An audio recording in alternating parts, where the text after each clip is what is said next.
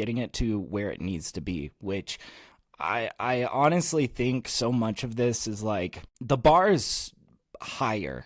Okay, everybody thinks that their music is, their gift to the world, right? The bar is really high. Let's think about it really realistically. Like, does your music have a professional mix, right? Does it sound professionally mixed? Is it professionally mastered?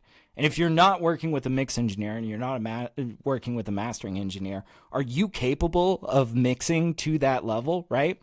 That's the thing is it took me a long time, I think, before my music was even ready, but I was just publishing music. I was really consistent with what I was doing. I was really consistent about how often I released music. And so I was always improving, right?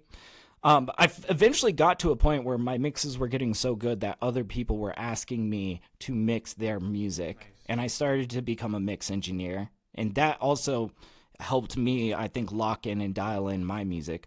But the thing is that the first step is the music, and the bar is really high, right?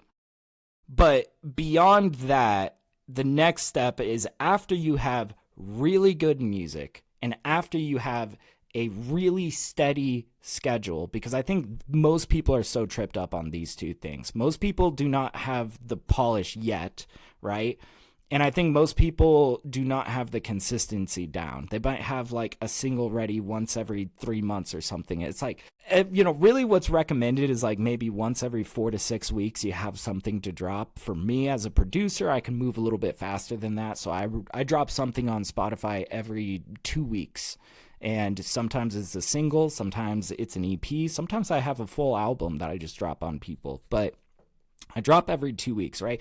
This is what's required to grow is really good quality, really good consistency. And then only after you have those two down should you really focus on this third one, which is the marketing, right? Like, if you want 100,000 people to listen to your music, you need a means of showing your music to 100,000 people, right? That's like the honest truth of it is you need a vehicle through which you can show your music to 100,000 people. I think like this is where a lot of people get tripped up. I think I get really annoyed when people are like, I want all of my growth to be organic, and it's like, you want your growth to be grass-fed? What are you talking about, man? It's marketing. Like every single business in the world relies on some form of marketing. Which is your form?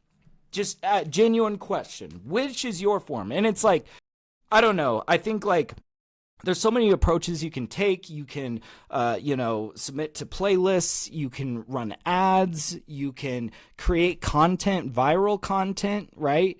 You can do any combination of these. It's just like, what is your vehicle and what are you gonna do? But I would just I don't know, I guess I would just say that people shouldn't be afraid to maybe like invest in their marketing a little bit, figure out what you're doing, what is your path, but I think really finding that line of like, is it time to really invest? Is it time to go? I would say a good litmus test for any artist of like, is your music quality enough?